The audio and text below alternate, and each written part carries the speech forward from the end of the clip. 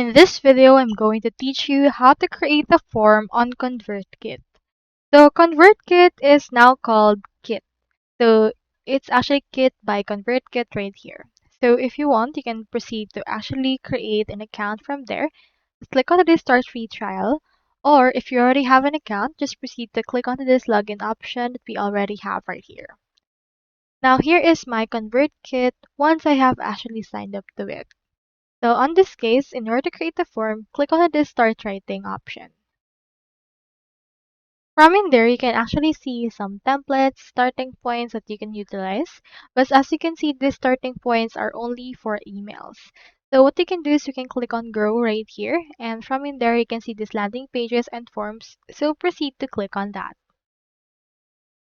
Now in here, let's proceed to click on this Create New. And choosing here the form option. You can choose inline, modal, slide in, as well as sticky bar forms. So just choose the kind of form that you want to display for this.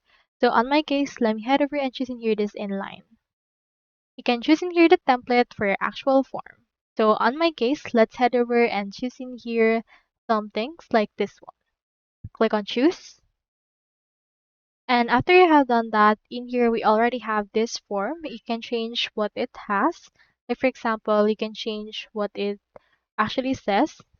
For example, let's have in here, learn how to cook.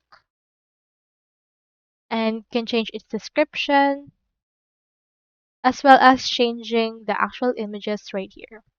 So in there, you can actually change the things that we have added, or if you want to add some more things, just click on this plus icon in order to add some more entryways right there.